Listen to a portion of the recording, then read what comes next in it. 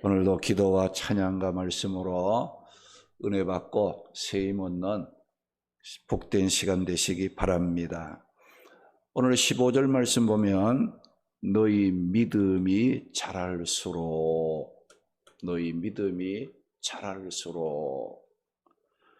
너희 가운데 더욱 풍성해지기를 바라노라.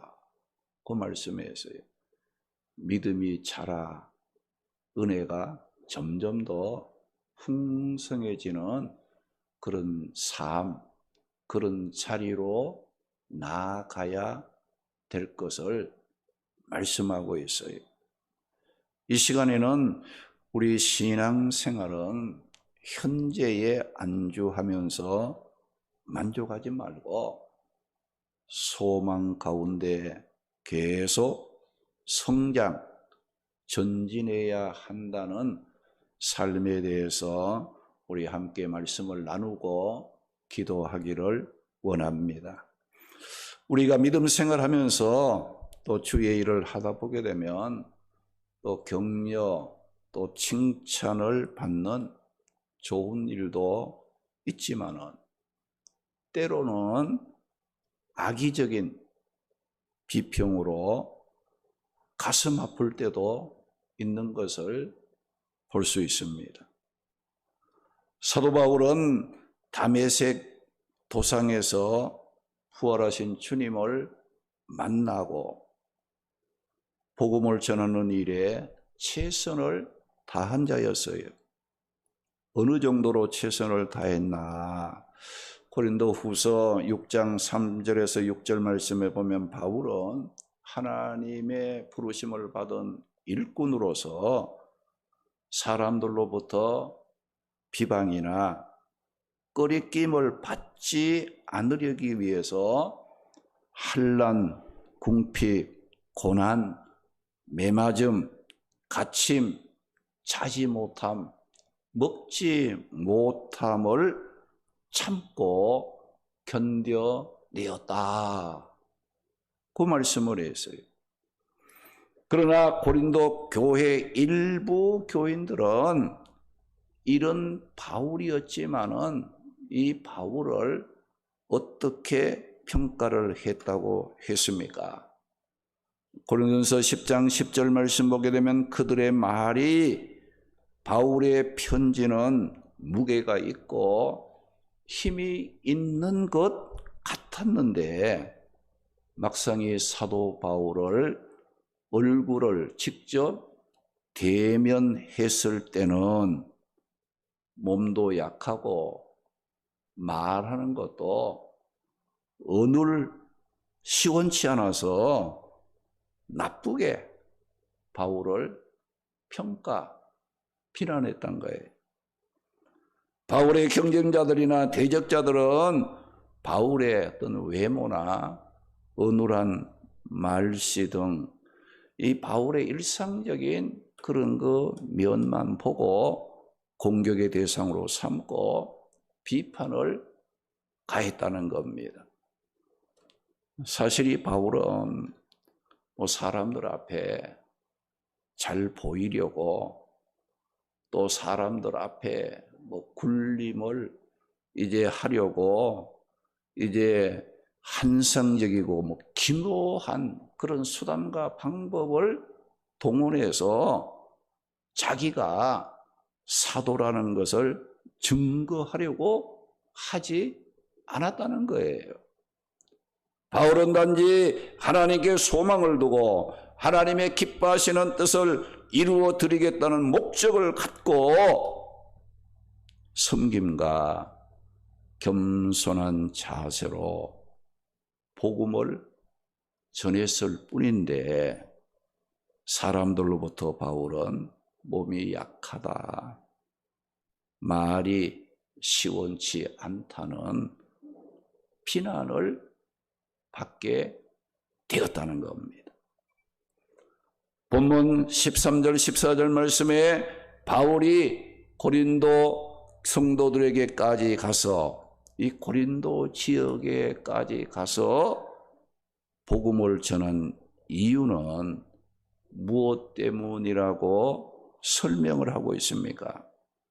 13절 말씀에 보니까 바울은 우리는 분수 이상의 자랑을 하지 않고 오직 하나님이 우리에게 나누어 주신 그 범위와 한계를 따라서 고린도에 있는 너희들에게까지 이르러 복음을 전한 것이라고 말을 했습니다. 바울은 이 고린도의 그 지역에까지 가서 복음을 전한 이유는 내가 고린도에 가서 복음을 전해서 내가 이렇게 복음을 전한다, 자신을 자랑하기 위해서 이 고린도에 가서 복음을 전하는 것이 아니었다는 거예요. 그러면 왜 바울이 고린도까지 가서 복음을 전한 이유가 어디에 있었는가?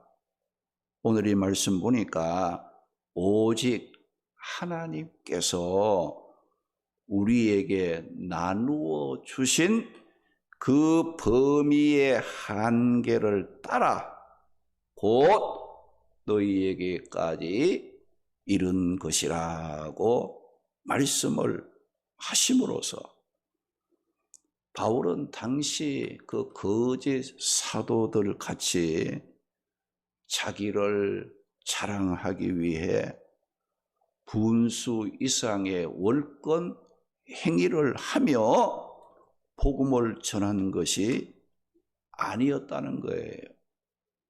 바울은 복음 전하는 일을 할지라도 어떻게 전했다는 겁니까?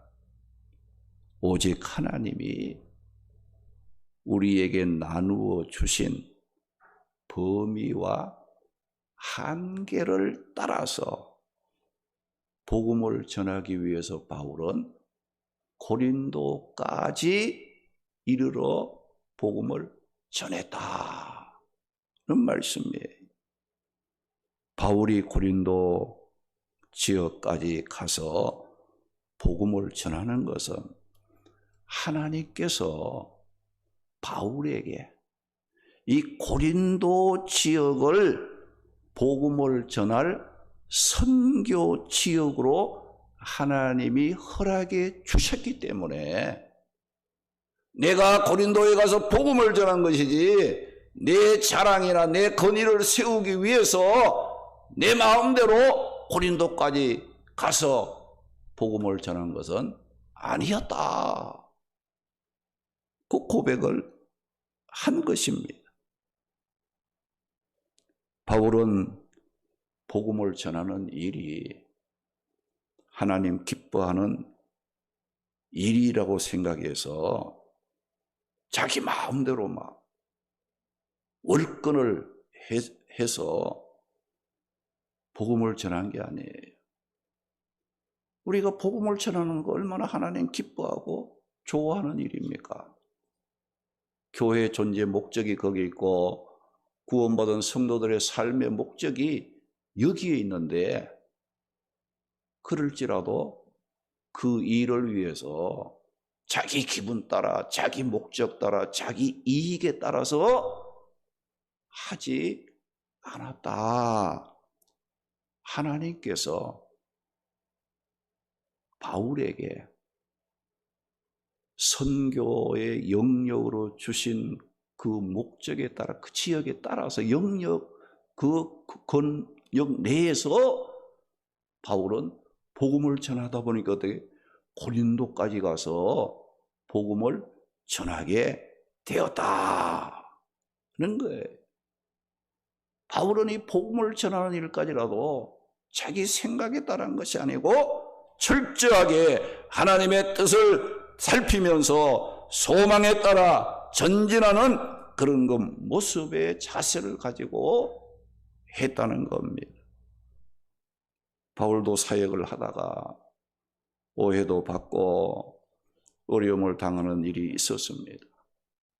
바울은 자기가 하는 그 사역을 하다가 오해를 받고 어려움을 당한다고 해서 사역을 팽개치거나 흔들리지 않고 내가 하는 그것이 하나님의 뜻이라고 발견하고 깨달았을 때는 오해가 있어도 고난을 감수하더라도 그 사명을 철저하게 감당했던 바울이었다는 겁니다.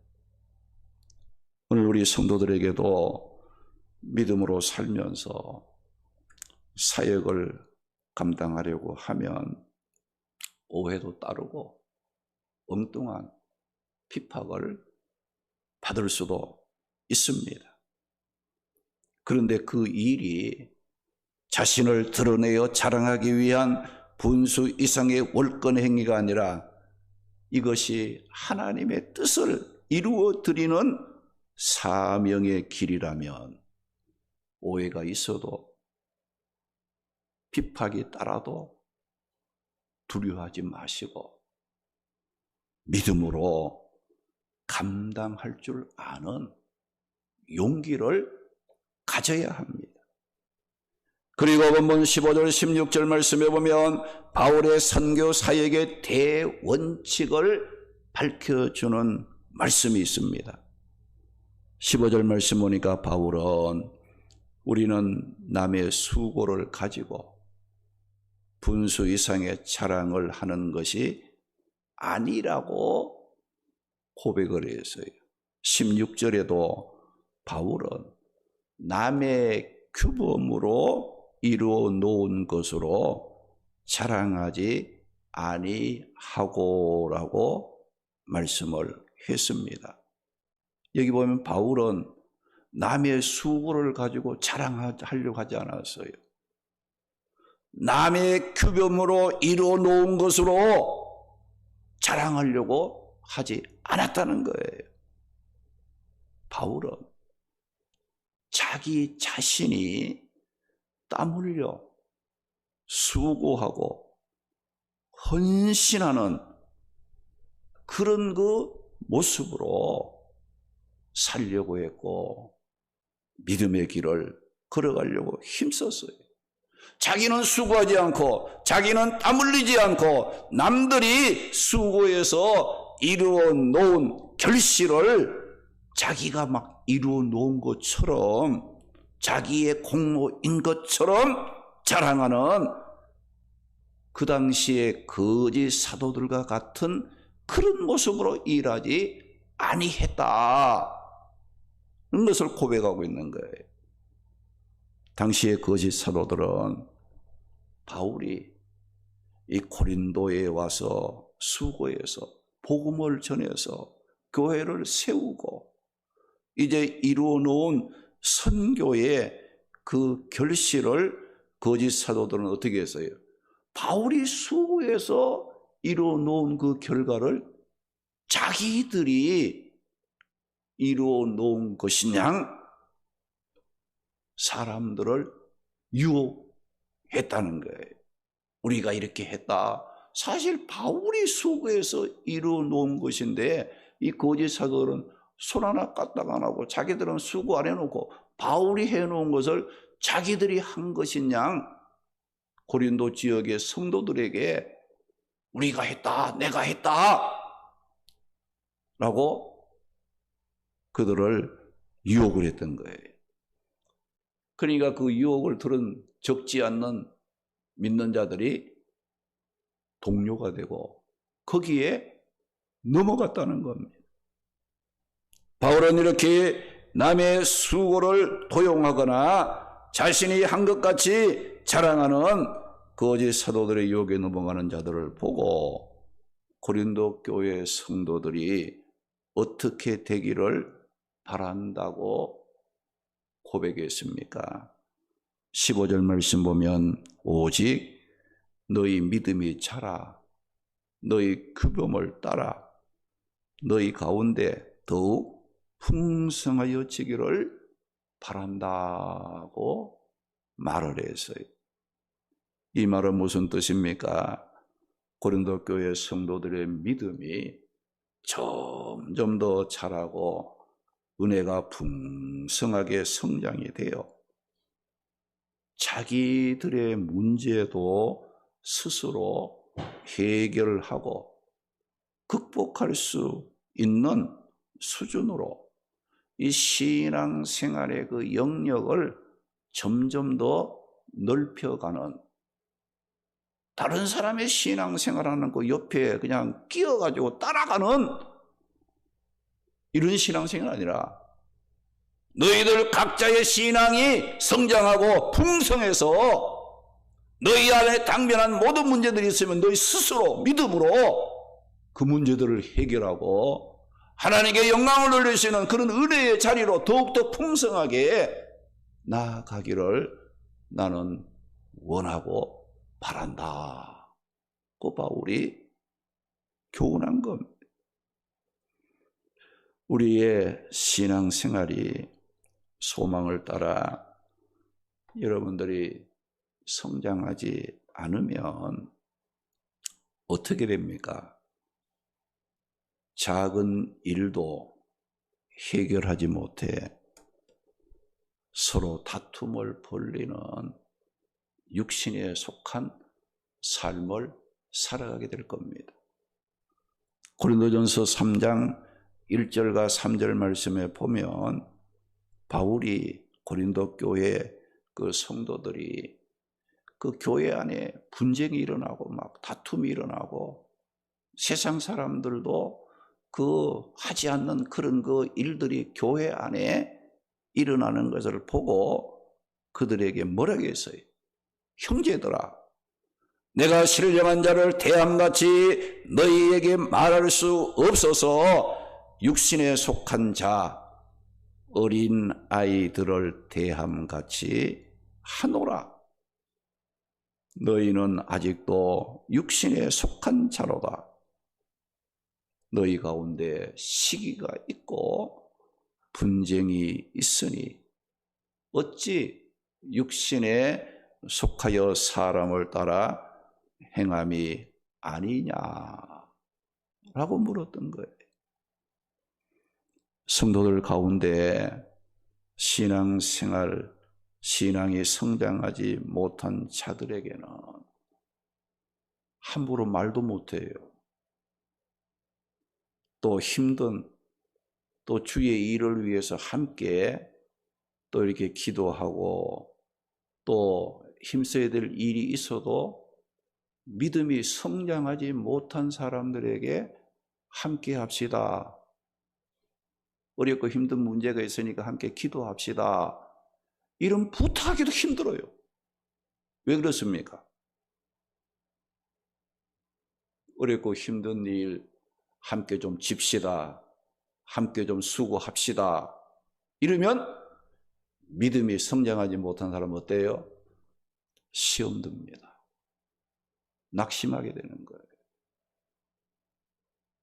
믿음이 자라지 못하면요, 정말 주의 일에 정말 함께하고 힘든 일이 있을 때도 기도하고 서로 의논하고 합심해서 주의 일을 해야 할 일이 있어도 그 사람에게 함께 합시다라고 말을 못하는 거예요.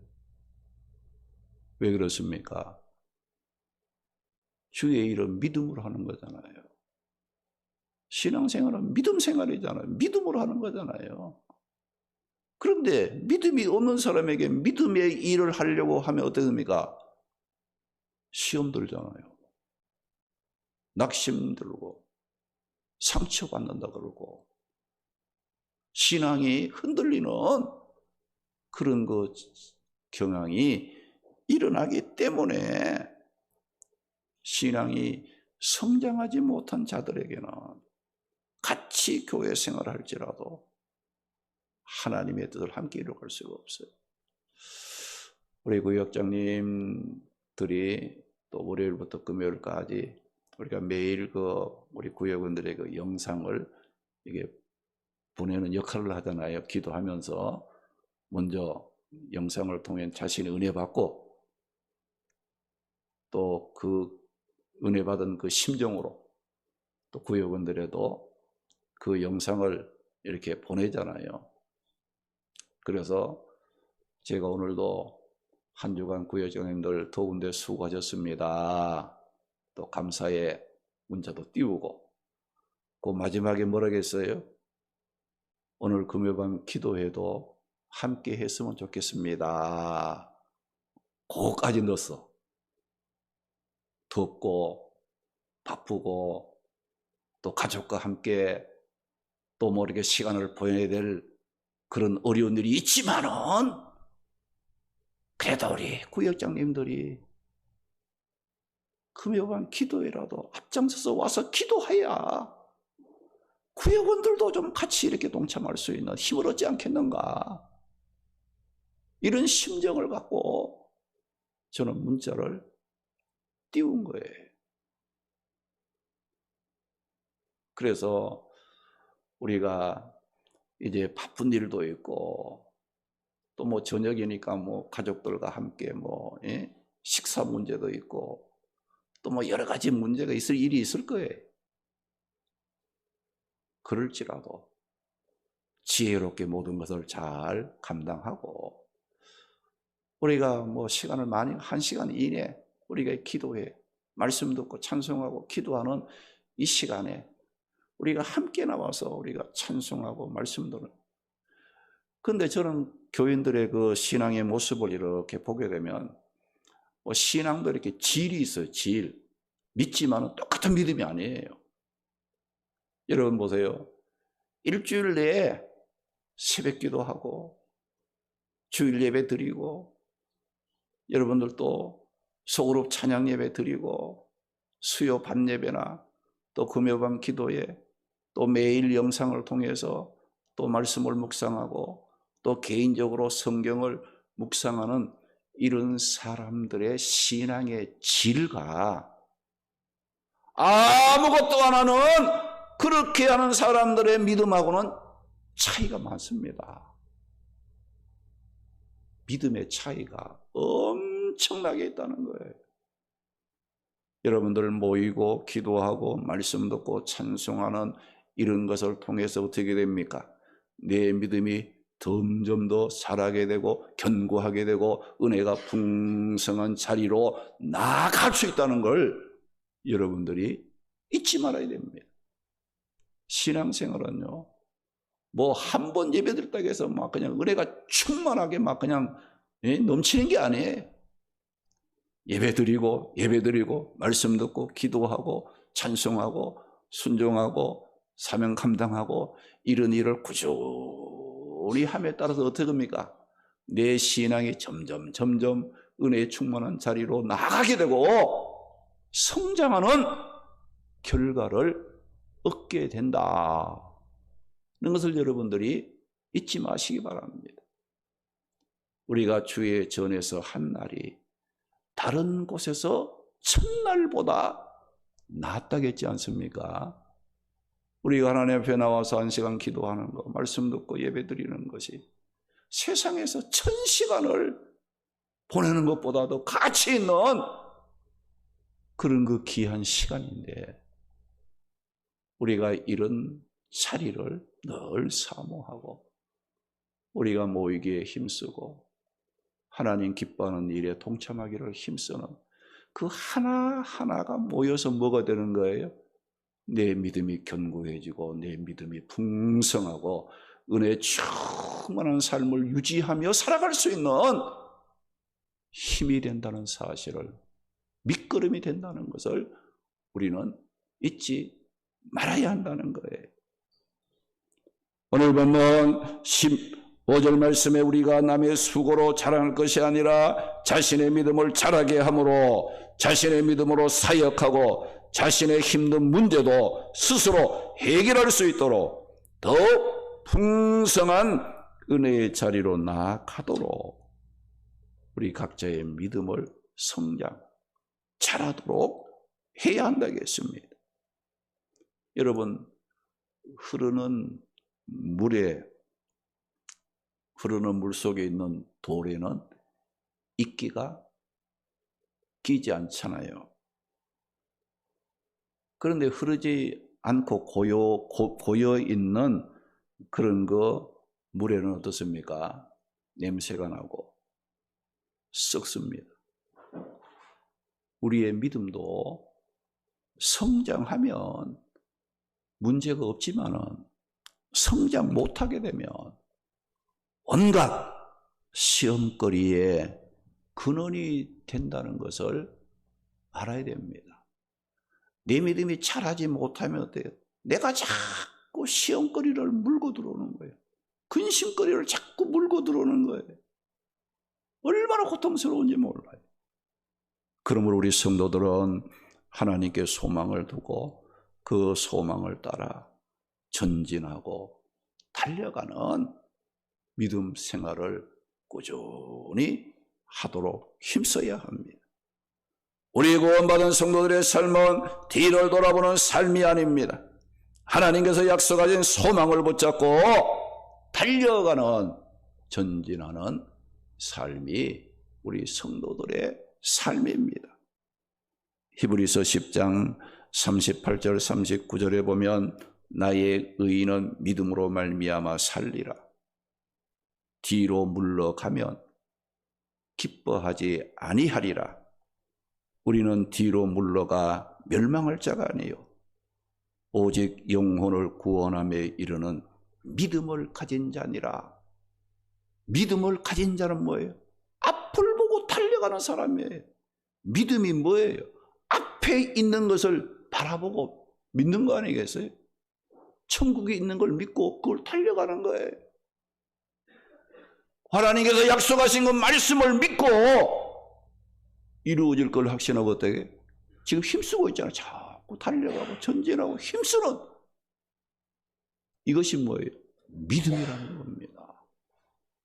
믿음이 있다 하면서 믿음이 생활을 하지 않는 것은 잘못된 거예요. 신앙생활을 잘하는 것이 아니라 신앙생활을 잘못하고 있다. 그걸 깨달아야 된다는 거예요. 믿음을 가진 사람은 가만히 있지 않습니다. 믿음이 있는 사람은 하나님의 약속의 말씀을 붙잡고 그 약속의 말씀을 따라 움직이고 그 뜻을 이루기 위해서 오늘도 소망 가운데 전진하고 달려가는 그런 그 삶을 살아가는 자들이 뭐예요? 믿음을 가진 자들이라는 겁니다. 그리고 때로는 여러분 믿음의 길을 걸어갈 때 힘든 일로 인해서 믿음이 막 그냥 흔들리고 때로는 뒤로 물러가고 싶은 그런 때에는 어떻게 됩니까? 히브리서 12장 2절 말씀에 보면 앞에 있는 기쁨을 위하여 십자가의 고난을 참고 하나님 보호자 우편에 앉으신 예수님을 바라보고 생각하면서 우리 성도들도 선한 싸움을 싸우고 달려갈 길을 마치기까지 믿음을 지킬 줄 알아야 돼. 어렵고 힘든 일이 있습니다. 흔들릴 수 있는 일들이 우리 앞에 나타날 수가 있어요. 그때 어떻게 해야 돼요? 십자가, 현재의 십자가의 고난을 참고 감당하신 예수님, 하나님께서 영광 보호자에 앉게 하셨던 그 예수님을 바라보고 우리도 고난이 있어도 흔들리지 말고 믿음을 지킬 줄 아는 그런 삶을 살아야 하는 겁니다. 우리 모두 하나님의 약속하신 말씀을 붙잡고 소망을 따라 달려감으로 믿음을 성장시켜 어떤 어려운 가운데서도 복음을 전하고 인생 마지막 날까지 주님만 바라보며 살아가는 성도들이 되시기를 주님의 이름으로 축원합니다.